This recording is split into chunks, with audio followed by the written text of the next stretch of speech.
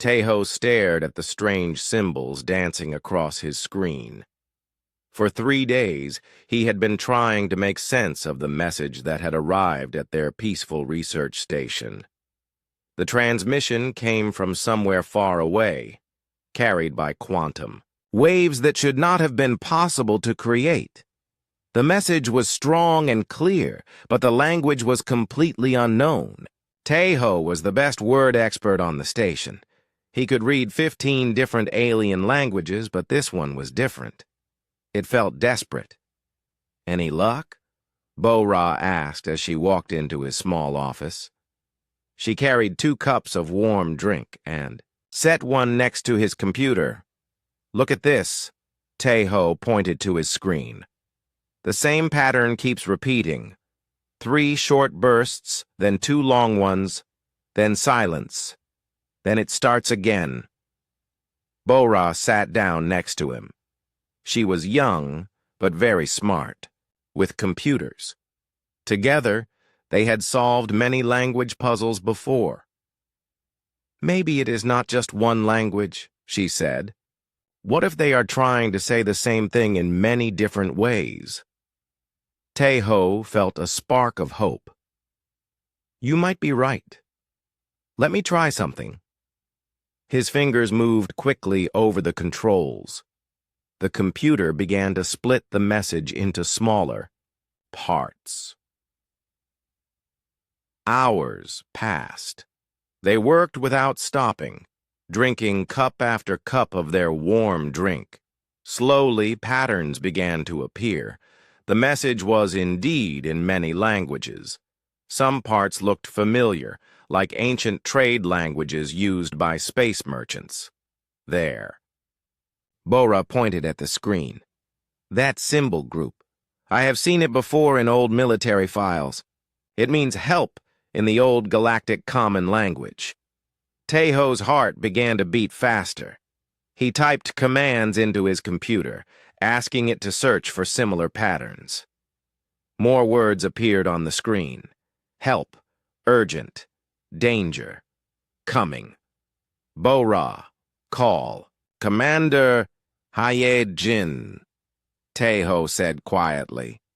"Tell her to come here right now, and tell her to bring the star charts."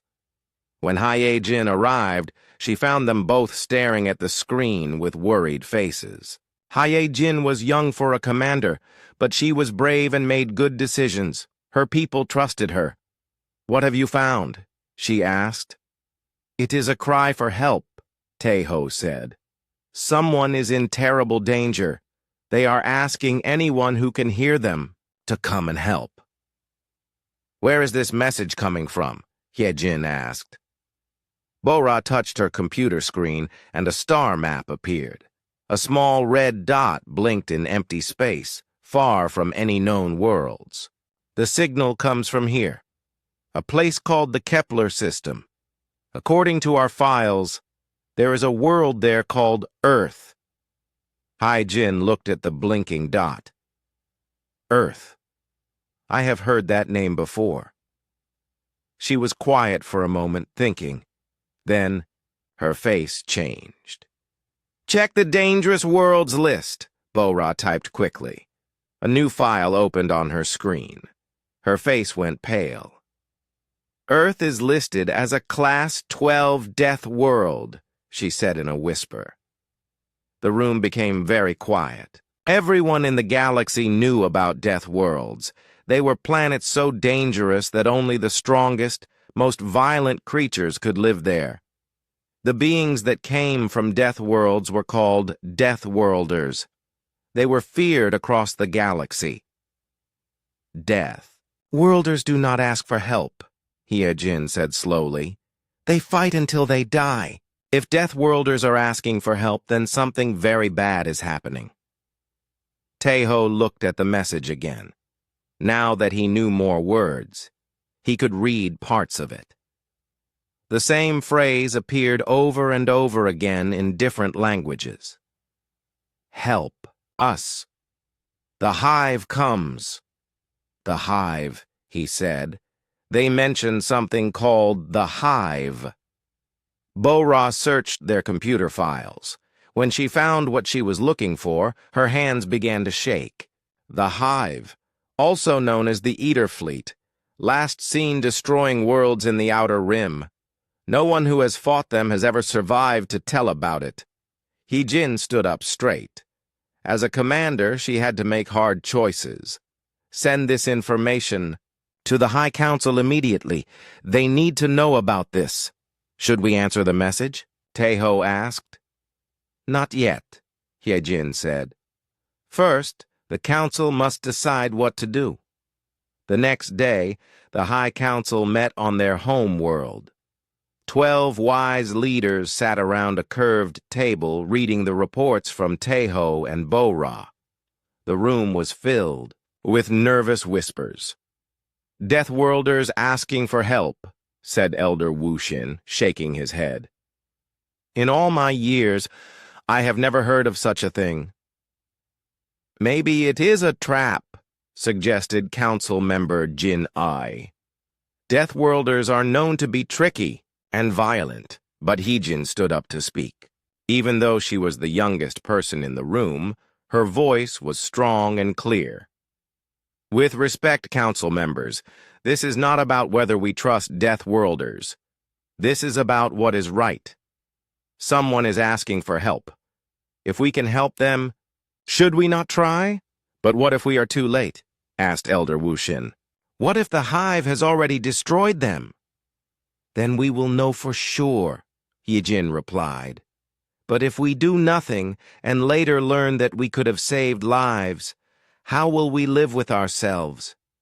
The council talked for hours. Some wanted to ignore the message. Some wanted to send just a small ship to look. Others thought they should ask the bigger governments for help. Finally, Elder Wu-Shin called for quiet. We will vote, he said.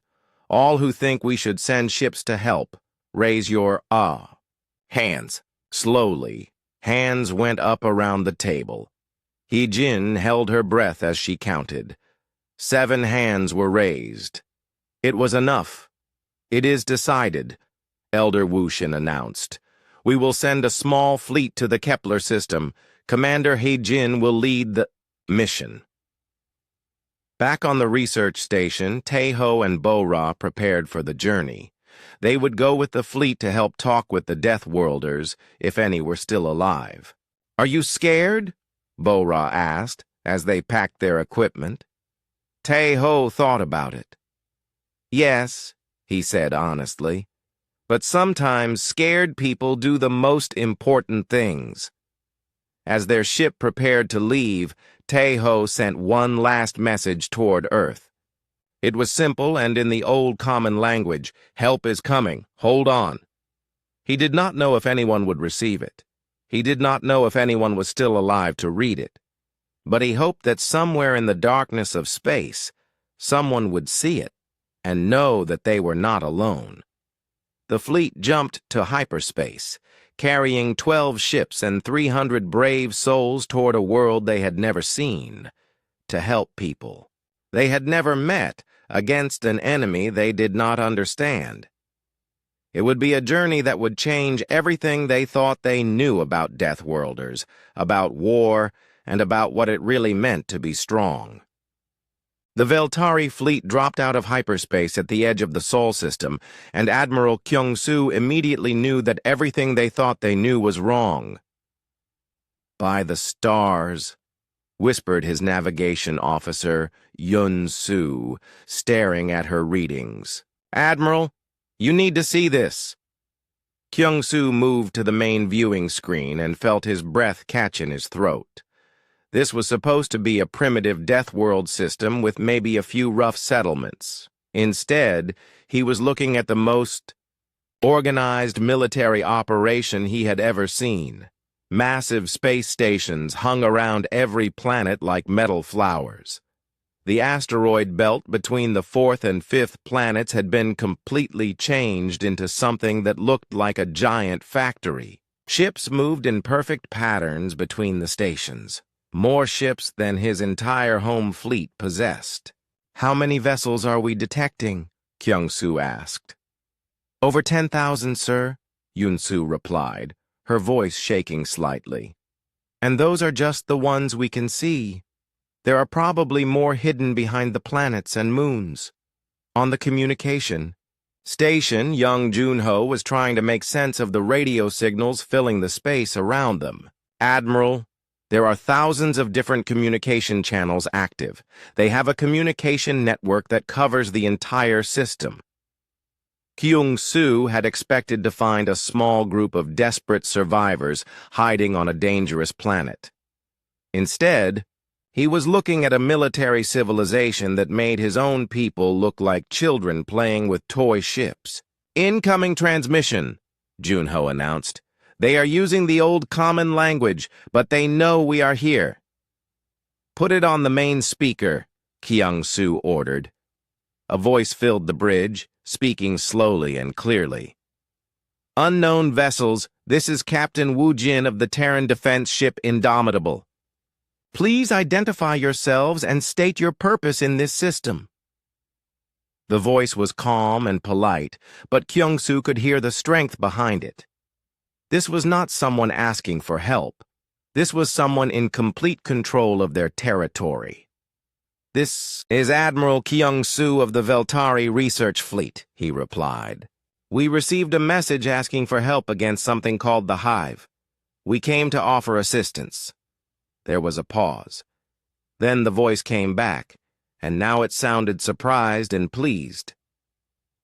Admiral, we are very grateful that you came. Please, follow the beacon signal to Station Alpha. We will meet you there. A small ship appeared on their screens, moving toward them. It was unlike any ship design Kyung-soo had ever seen. It looked strong and fast, built for fighting, but it also looked like it could survive anything space could throw at it. That ship, said his chief engineer, Mi-jin, studying the readings. Look at its armor. Look at its power systems. Admiral, that is not a primitive ship. That is advanced military technology. As they followed the beacon toward Station Alpha, Kyung-soo got his first close look at what humans called home. Station Alpha was bigger than most planets. It had docking bays that could hold ships the size of cities. Weapons that could destroy moons pointed in all directions, ready to protect the station from any attack. How long did it take them to build this? Mi-jin wondered aloud. According to our files, humans have only been in space for about 200 years, said So-jin, the mission's science officer. This should be impossible. They docked at Station Alpha, and Kyung-soo led a small group to meet the humans. When the airlock opened, he was surprised again. He had expected Deathworlders to be huge and scary. Instead, Captain Woo Jin was about the same size as a Veltari, with kind eyes and a welcoming smile.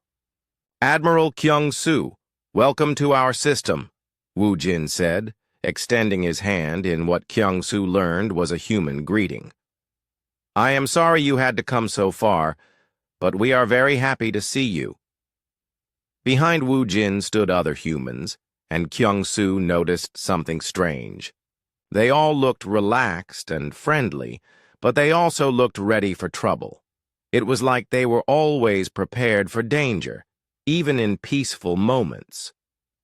Captain, we came because of your message asking for help, Kyung-soo said. What can we do to assist you? Woo Jin's expression became serious. Follow me, Admiral. I will show you what we are fighting. They walked through corridors filled with busy humans working on computers, fixing equipment, and carrying supplies. Everyone moved, with purpose and speed, but no one looked panicked or afraid. In the command center, a large man with gray hair turned to greet them. Admiral, this is Admiral Min-ho, commander of our defense operations, Woo Jin said. Min-ho shook Kyung-soo's hand with a grip that was surprisingly strong. Admiral, thank you for coming. Let me show you what we are dealing with. The main screen lit up with images of space battles. Kyung-soo watched in horror as massive black ships, looking like giant insects, destroyed everything in their path. Planets turned into dust. Space stations melted like ice and fire. "The Hive," Min-ho explained. "They showed up in our outer colonies 6 months ago. They do not talk. They do not negotiate. They just eat everything organic and use the materials to build more ships." "How many worlds have you lost?" Kyung-soo asked quietly. 12 colonies, Min-ho replied. "But Admiral, here is the important part. We have not just been running away. We have been fighting back, and we have been winning." Kyung-soo stared at him. "Winning? Against the Hive? No one has ever survived fighting the Hive for more than a few weeks." Min-ho smiled, and it was not a pleasant smile. "Admiral, with respect, no one else is from a death world. We are used to things trying to kill us." The screen changed to show recent battle reports. Kyung-soo could not believe what he was seeing. The humans were not just surviving against the Hive. They were destroying Hive ships faster than the Hive could build them. "How?" was all Kyung-soo could say. "We think differently," explained Major Hai-wan, a human woman who joined their group. "Most species in the galaxy have lived on safe worlds for thousands of years. You have forgotten how to fight for your survival. We never learned to stop." Captain Woo Jin pulled up another display. "Admiral, we did not call for help because we are losing. We called for help because we found out that the Hive is moving toward populated systems. Your people's worlds are in danger." Kyung-soo felt cold fear run through his body. "Our worlds? But we are many light years away." "The Hive moves in all directions," Min-ho said. "According to our intelligence, they will reach Veltari space in about 8 months. We wanted to warn you and offer our help." "Your help?" Kyung-soo could not hide his confusion. "But you asked for help in your message." Min-ho and Woo Jin looked at each other, and Kyung-soo saw something pass between them. "Admiral," Woo Jin said carefully, "we asked for help evacuating civilians from the danger zones. We never asked for help fighting. We can handle the fighting ourselves." The room became very quiet. Kyung-soo realized that he had completely misunderstood the situation. The humans had not sent a cry for help because they were losing a war. They had sent a warning because they were winning a war and wanted to protect other species from the same danger. "You mean," Kyung-soo said slowly, "you are not asking us to save you. You are offering to save us." "That is correct," Min-ho said. "But Admiral, we would welcome your help with other things. Your medical technology is better than ours. Your food production systems are more efficient, and your ships are faster than ours for long-distance travel." "You want to work together?" Kyung-soo said. "Yes," Woo Jin replied. "We humans have learned that the best way to survive is to help others survive too. The Hive is a threat to all organic life in this part of the galaxy. We should face that threat together." Kyung-soo looked around the command center. Humans worked alongside computers that showed the positions of thousands of ships, all moving in perfect coordination. This was not just a military operation. This was a civilization that had turned war into a science. "Admiral Min-ho," Kyung-soo said, "what do you need from us?" "Right now, nothing," Min-ho replied.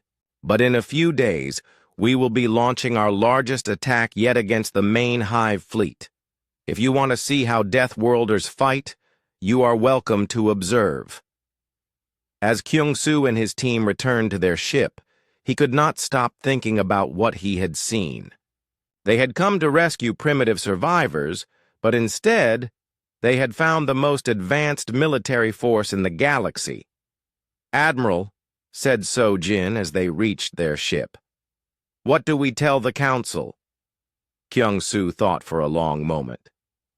"We tell them the truth," he said finally. "We tell them that we have found allies. Very dangerous, very powerful allies." Dr. Jae Young had studied alien biology for most of his life, but he had never seen anything like the humans. 3 days into his stay on their station, he was beginning to understand why Deathworlders were so feared across the galaxy. "Good morning, Dr. Jae Young," said Yoonji as she entered the laboratory. She carried a cup of something that smelled strong and bitter. "How are your studies going?" Yoonji was introduced to him as a marine biologist, someone who studied ocean life on Earth. She seemed like a normal scientist, friendly and smart. But yesterday, Jae Young had learned something that made him see her differently. "Miss Yoonji," he said carefully, "yesterday you mentioned that you had served 3 tours fighting on colony worlds. Could you tell me more about that?" Yoonji sat down and sipped her drink. "Oh, that. It was not very exciting, just dealing with some animal problems on the outer colonies. Standard pest control work." "Pest control?" Jae Young pulled up a file on his computer. "According to the reports I read, you fought against Nexus stalkers on Kepler 62b. Nexus stalkers are apex predators that most species consider impossible to fight." "They are big and fast," Yoonji agreed, "but they are not very smart. Once you understand how they hunt, they are easy to avoid. I only had to kill a few dozen of them." Jae Young stared at her. Nexus stalkers were 3 meters tall with claws that could cut through metal. The idea of one person killing a few dozen of them was insane. "How did you kill them?" he asked. "Standard weapons mostly. Sometimes just a knife when I ran out of bullets." Yoonji spoke like she was discussing the weather. "The trick is to stay calm and aim for their breathing holes." Before Jae Young could ask more questions, an alarm started ringing throughout the station. Yoonji immediately stood up and became alert. "What does that alarm mean?" Jae Young asked. "Hive ships incoming," Yoonji replied, already moving toward the door. "Dr. Jae Young, you should come with me to the safe area." But as they walked through the corridors, Jae Young saw that the humans were not running to safety. Instead, they were running to their workstations. In the engineering section, he met Jin Woo, a ship engineer who had been working for 3 straight days without sleep. "Jin Woo, do you not need to rest?" Jae Young asked. "I will rest when the repairs are finished," Jin Woo replied, his hands still working on a complex machine. "My ship needs to be ready for the fight." "But you have been awake for 72 hours. How is that possible?" Jin Woo looked confused by the question. 72 hours is not very long. My grandmother used to work longer hours than that when she was my age. She ran in marathons until she was 89 years old." Jae Young felt dizzy. Most Veltari became tired after 16 hours without sleep. The idea of working for 3 days straight would kill most of his people, and marathons at 89 years old? That was impossible. The station shook as weapons fired at the approaching hive ships. Through the windows, Jae Young could see flashes of light as the battle began. "Should we not evacuate?" he asked. "From our own station?" Jin Woo looked surprised. "Dr. Jae Young, this station has never been evacuated. We fight here." The battle reached the station itself when a hive ship managed to attach itself to the outer hull. Emergency lights flashed as the ship began cutting through the station's walls. Commander Subin arrived in the engineering section, moving fast, but calm. "Jin Woo, I need you to shut down sections 12 through 15. We are going to vent them to space. Vent them? Jae-young could not believe what he was hearing. But people might be in those sections. All personnel have been moved. To safe areas, Subin explained. We are going to let the hive creatures into those sections, then blow them out into space. It is easier than fighting them in narrow corridors.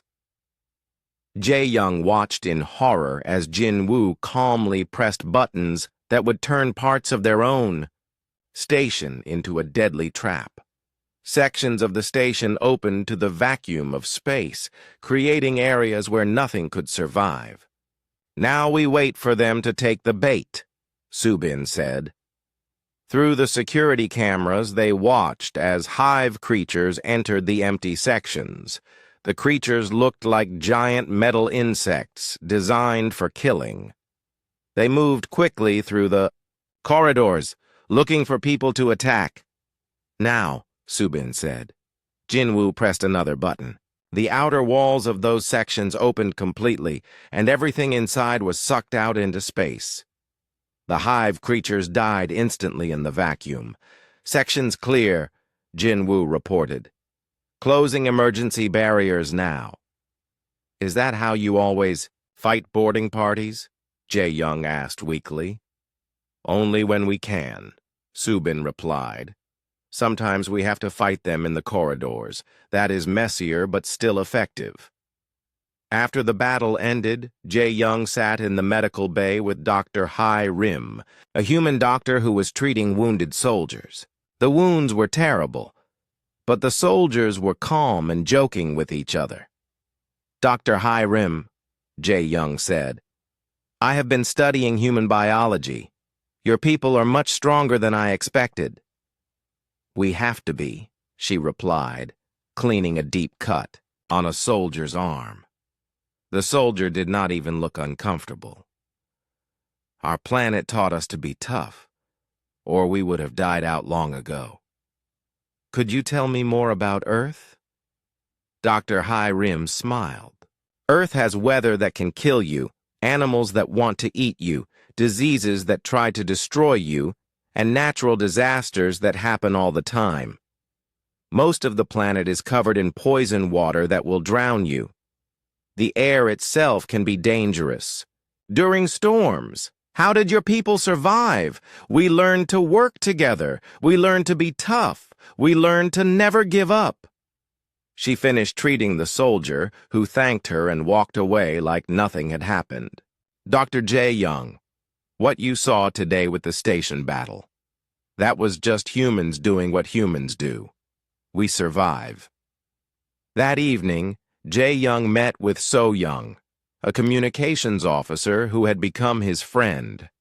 They sat in the station's observation deck, looking out at the stars. So-young, I have a question that might sound strange, Jae-young said. Ask anything you want, she replied. Are you and your friends elite soldiers, special forces, the best warriors humanity has? So-young laughed. Elite soldiers? Dr. Jae-young, I work in communications. Jin-woo fixes ships. Yoonji studies fish. We are just regular people doing our jobs. Regular people? Yes. If you want to see what our actual military can do, you should meet the Marines or the Navy Special Forces. They are much more impressive than us. Jae-young felt a chill run down his spine. If these regular people could fight the way he had seen today, what must their real warriors be like? So-young, can I ask you something else? Why did your people call for help? You clearly do not need help fighting. So-young was quiet for a moment, looking out at the stars.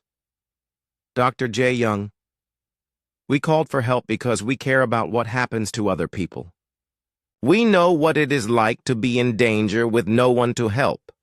We do not want other species to go through that. You want to protect others? Yes. That is what strong people should do. Our planet made us strong so that we could protect those who are not as strong. Jae-young thought about this. Most species fear Deathworlders because they think you are violent and dangerous. We are dangerous, So-young said honestly. But we are dangerous to things that hurt innocent people. The hive hurts innocent people, so we fight the hive. And if someone threatened my people? So-young looked at him with serious eyes. Then we would fight to protect your people too. That is what friends do. As Jae-young returned to his quarters, that night he realized that everything the galaxy thought about Deathworlders was wrong. They were not violent because they enjoyed fighting. They were violent because they had learned that sometimes fighting was the only way to protect what mattered. He began writing his report to the Veltari Council. They needed to know that humans were not just powerful allies. They were the kind of allies who would die before they let their friends get hurt. The galaxy was about to learn that the most dangerous thing about Deathworlders was not that they could kill you. It was that they would die for you. The emergency meeting was called at midnight, ship time. Admiral Kyung-soo rushed to the Human Command Center with his top officers, wondering what could be so urgent that it could not wait until morning. When they arrived, they found the entire Human Command staff working at a speed that seemed impossible. Admiral Dong-hyun stood at the center of it all, giving orders while studying multiple screens showing ship positions across the galaxy. Admiral Kyung-soo, thank you for coming quickly, Dong-hyun said without looking away from his displays. We have a problem, a very big problem. What has happened? Kyung-soo asked. Young-soo, the tactical officer, turned from his station. Sir, our long-range sensors have detected the largest hive fleet we have ever seen.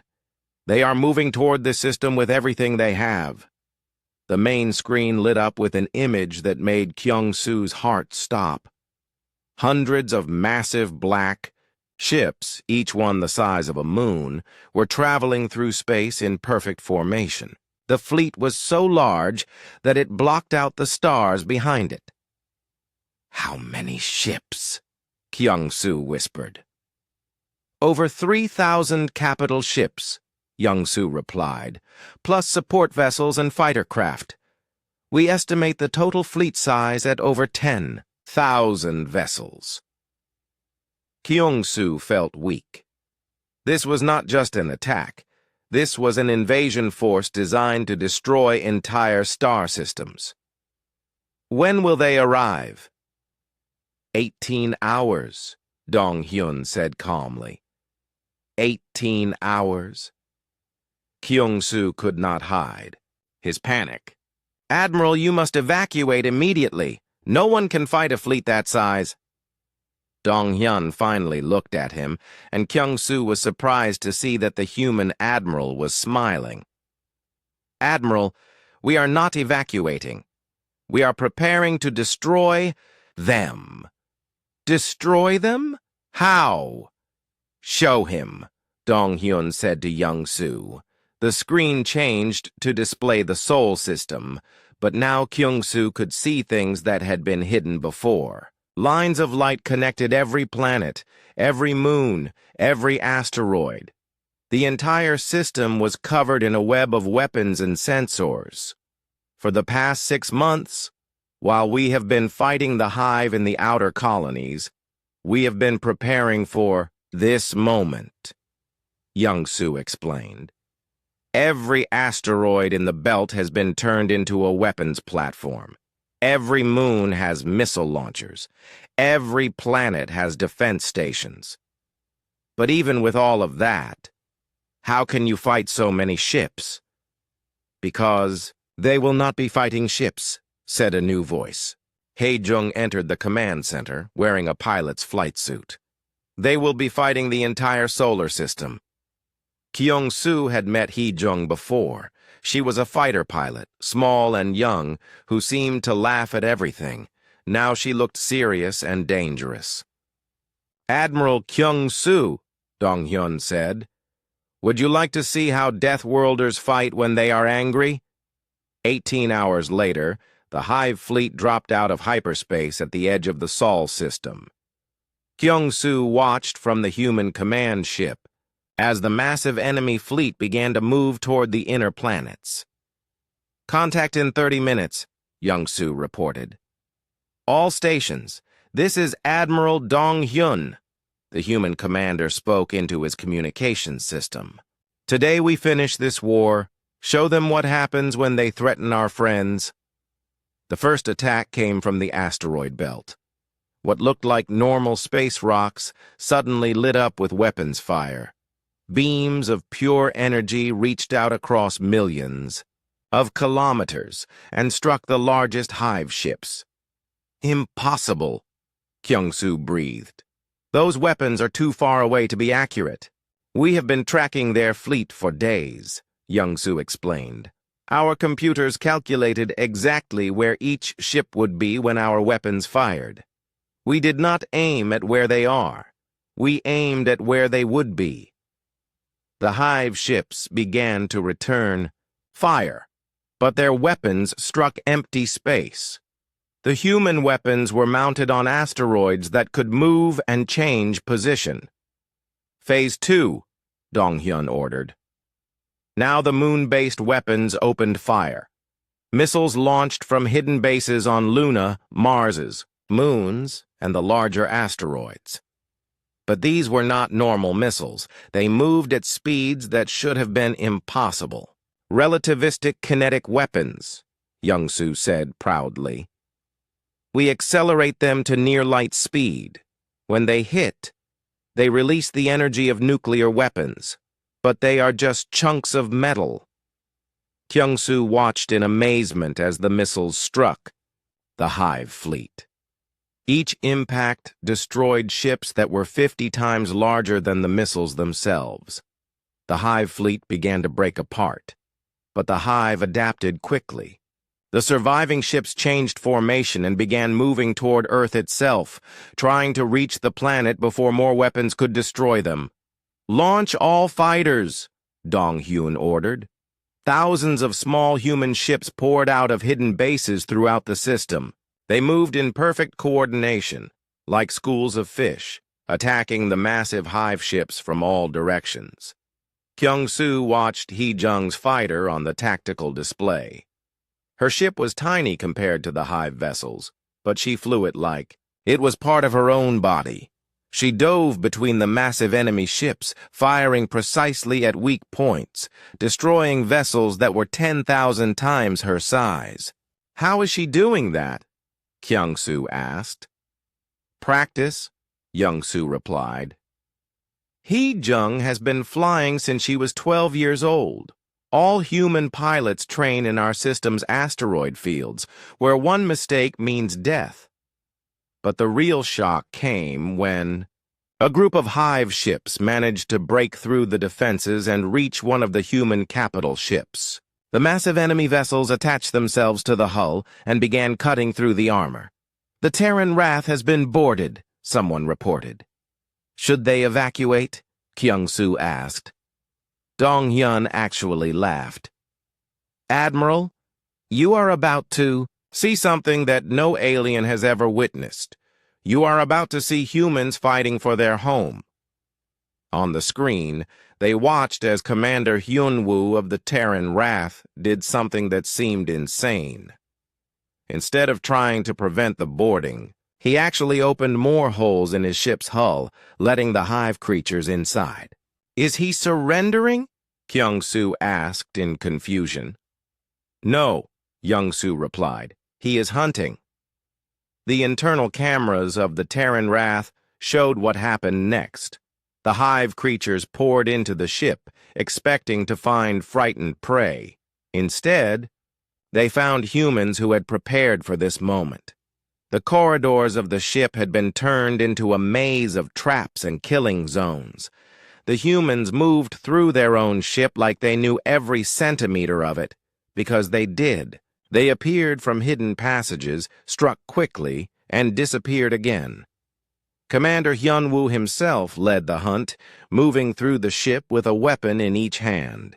He did not run from the alien creatures. He stalked them like they were the prey, and he was the predator. The hive creatures are designed to fight in open space or on planetary surfaces, Young-soo explained. They are not designed to fight humans in human territory. Within an hour, every hive creature on the ship was dead.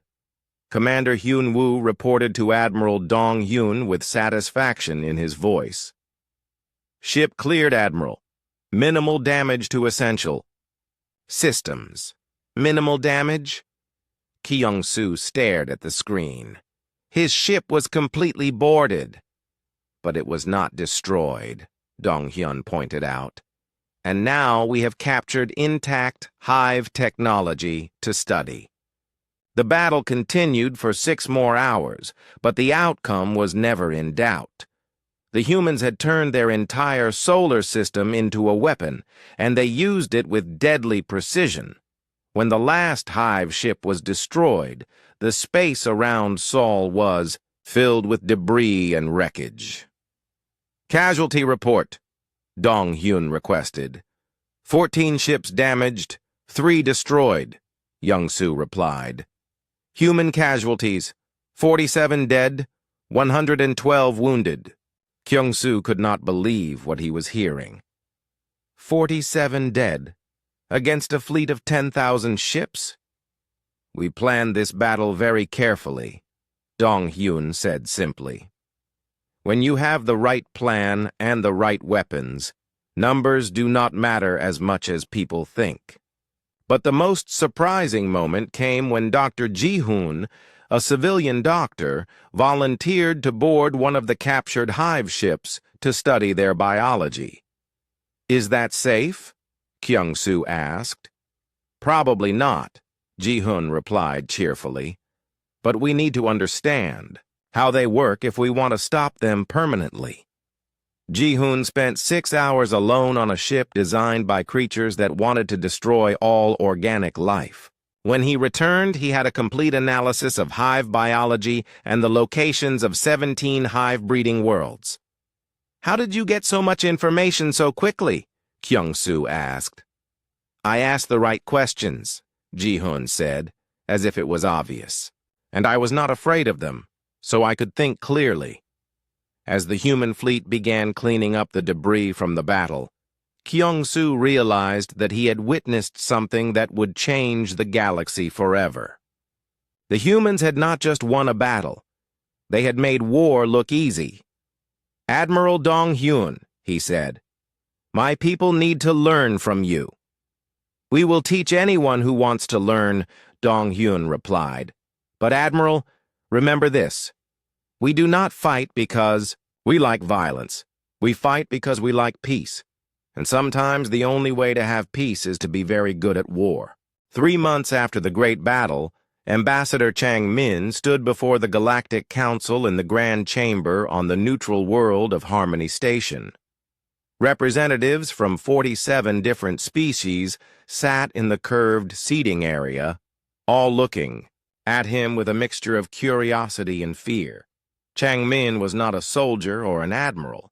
He was a teacher from Earth who had studied galactic politics, but as he looked at the assembled aliens, he felt the weight of representing his entire species for the first time. Honored representatives, he began, speaking in the old common language so everyone could understand. I come before you not as a conqueror, but as a friend. My people wish to join the galactic community as partners and protectors. Council leader In-ha, a tall being with silver skin, leaned forward. Ambassador Chang Min, your people have shown great military power, but power alone does not make good galactic citizens. What do humans offer besides weapons and war? Chang Min had expected this question. We offer what every good neighbor offers. We share what we have, and we protect what we all value. He gestured, and a holographic display appeared in the center of the chamber. It showed images of human colonies working alongside other species, sharing technology and knowledge. "These are our outer colonies," Changmin explained. "We have been working with Veltari scientists to improve our food production. We have been learning Zephyrian medicine to help treat diseases. We take the best ideas from everyone and make them better." Representative Dal Su from the Zephyrian Empire spoke up. "But what about your military? Will you use your weapons to force others to do what you want?" "No," Changmin replied firmly. "We will use our weapons to stop others from forcing people to do things they do not want to do. There is a difference." Council leader In Ha looked at the other representatives, then back at Changmin. "Ambassador, your people destroyed the largest hive fleet ever seen with very few losses. Some of us are concerned about what this means for galactic peace." Changmin nodded. "I understand your concern. But let me tell you what the battle really showed. It showed that when people work together and plan carefully, they can overcome any threat. The battle was not won by violence. It was won by preparation, cooperation, and the determination to protect innocent lives." "You make it sound simple," In Ha said. "It is simple," Changmin replied. "But simple does not mean easy. My people spent months preparing for that battle. We studied the enemy, we planned every detail, and we worked together.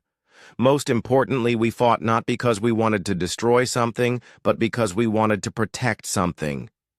The holographic display changed to show images of human children, Veltari families, and peaceful cities across the galaxy. "We fought to protect this," Changmin said. "We fought so that children of all species could grow up safely. We fought so that scientists could continue their research.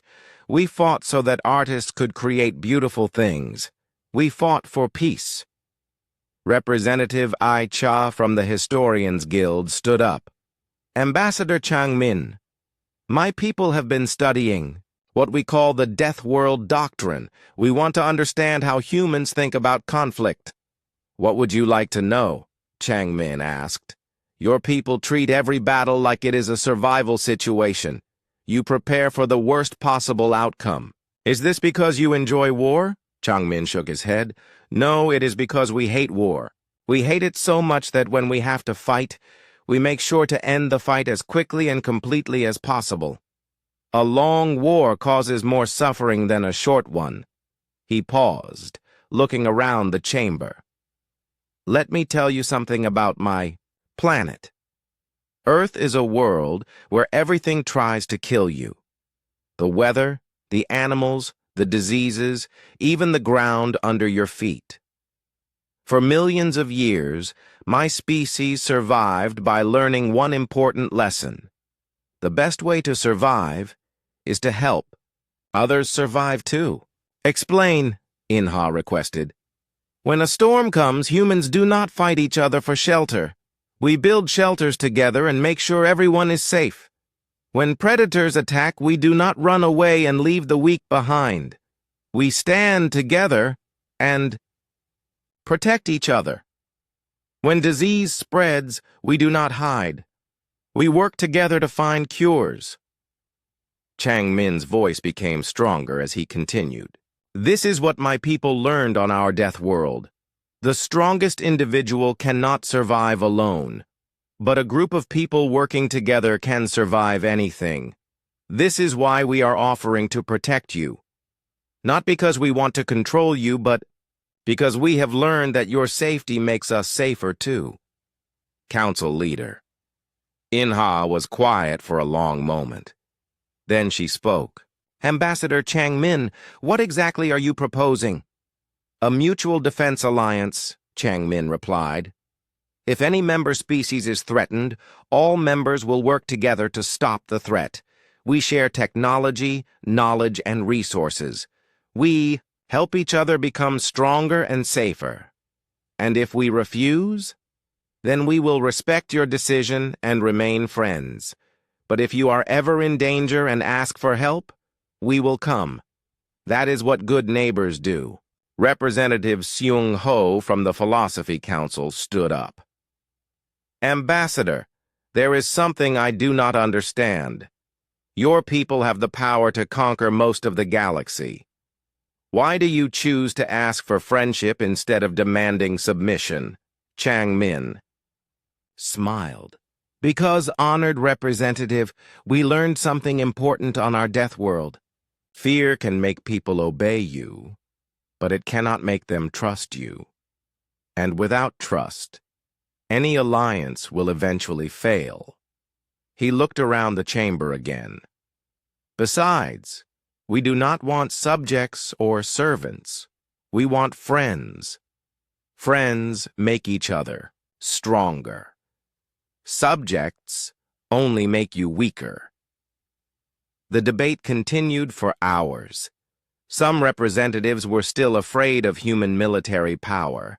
Others worried that joining an alliance with Deathworlders would make them targets for other aggressive species.